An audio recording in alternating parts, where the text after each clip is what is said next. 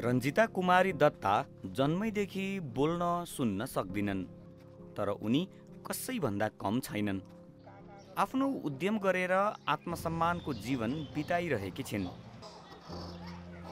24 वर्ष पहिल्यै सिलाइ कटाइको 3 महिने तालिम लिएकी उनको दुहबी बजारमा लुगा सिलाउने व्यवसाय छ।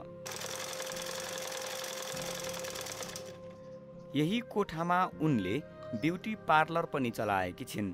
43 वर्षीय रञ्जिता पहिले सिलाइ सम्बन्धी काम डेराबाटै गर्थिन्।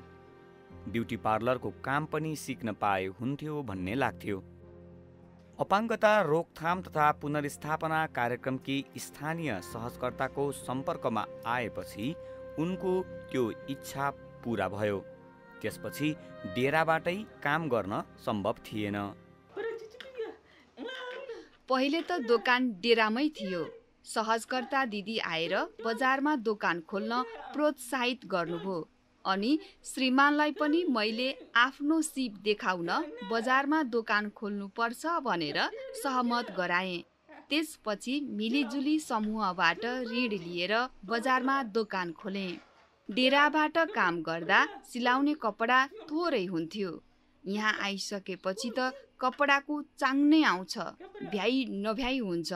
ब्युटी पार्लरको काम पनि राम्रै चलेको छ। अब त श्रृङ्गार सम्बन्धी कामका लागि बाहिरबाट पनि बोलावट आउँछ। सिलाइ र ब्युटी पार्लर दुवैतिरका ग्राहक सन्तुष्ट भएर जान्छन्। त्यसैले म पनि आफ्नो काम र जीवनबाट सन्तुष्ट छु।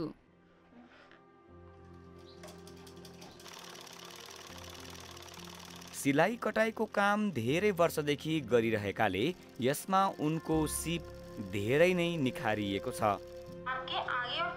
कतिसम्म भने युट्युब हेरेर उनी ग्राहकको माग अनुसारको डिजाइनमा लुगा तयार गर्छिन्। बजारमा व्यवसाय राम्ररी चलेको छ। यसको आम्दानीले घरायसी खर्च र बच्चा पढाउन पुगेको मात्रै छैन, बचत गर्ने बानी पनि बसेको छ।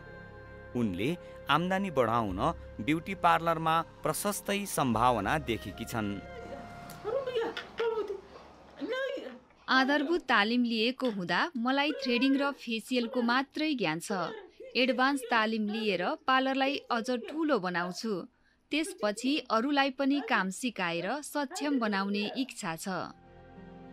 आफ्नो घर परिवारको उल्लेख्य सहयोग पाएकी रञ्जिताको अरूलाई पनि सक्षम बनाउने सोच साँच्चै उच्च तहको छ र त उनी दुहबी क्षेत्रका अपाङ्गता भएका व्यक्तिहरूका लागि उदाहरण नै मानिन्छिन्।